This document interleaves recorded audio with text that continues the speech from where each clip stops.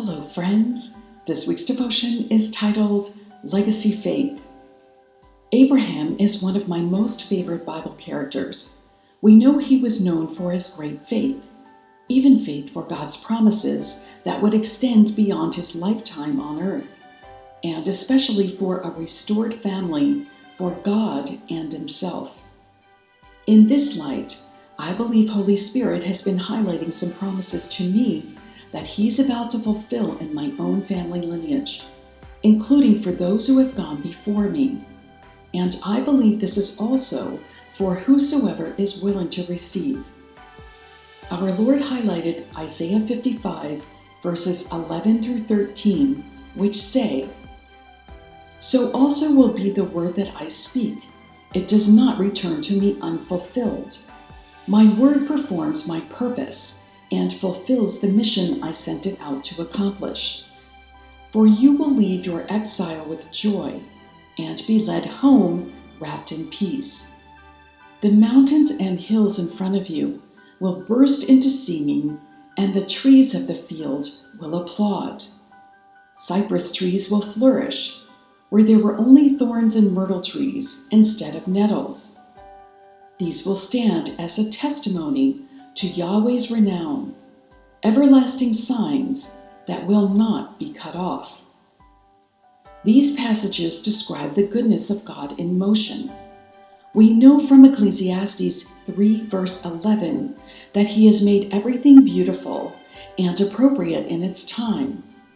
He has also planted eternity, a sense of divine purpose, in the human heart.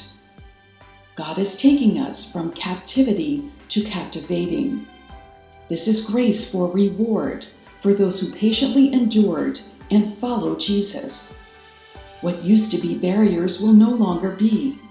We can enter into his promises with peace, rejoice, and wisdom.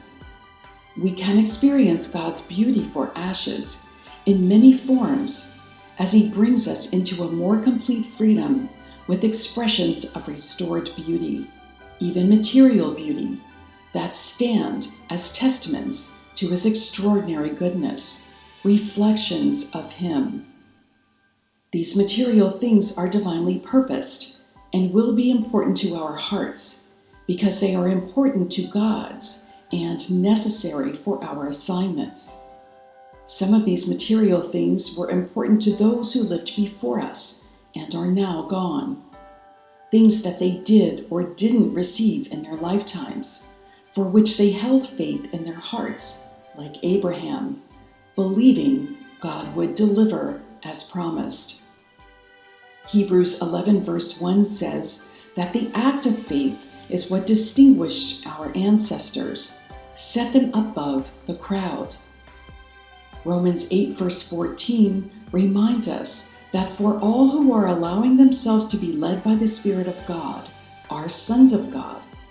As sons and daughters of God, we have a blessed heritage.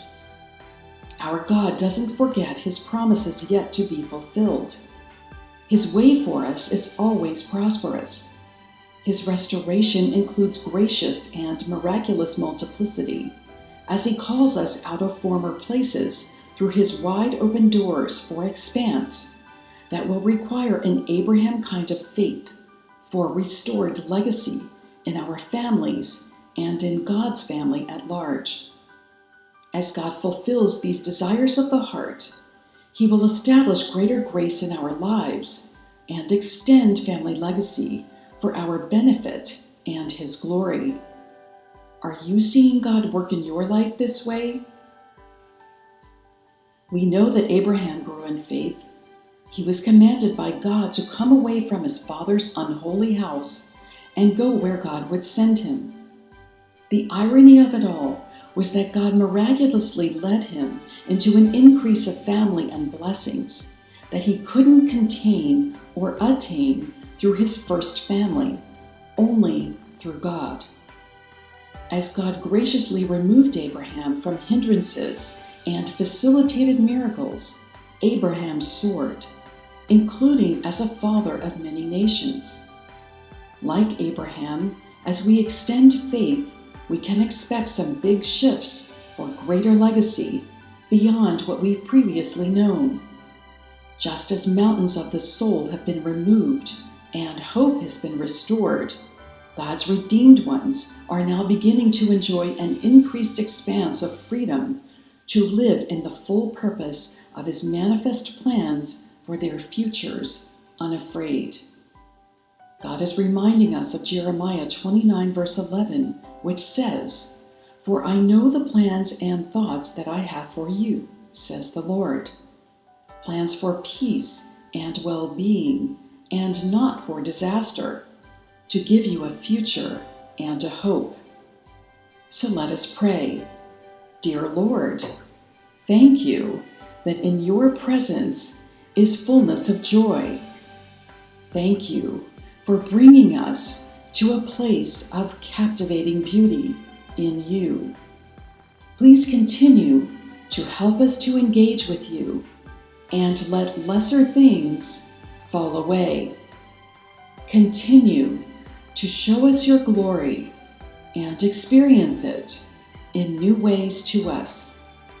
Help us to remember who we are, as in 1 Peter verse 2, verse 9, which tells us that we are your chosen treasure, priests who are kings, a spiritual nation set apart as God's devoted ones.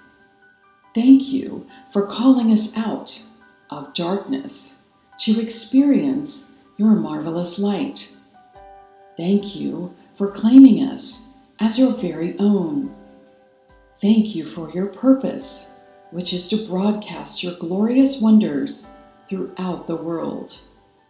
Let us be a showcase of your mercy and grace. Thank you for making all things new. In Jesus' mighty name, amen.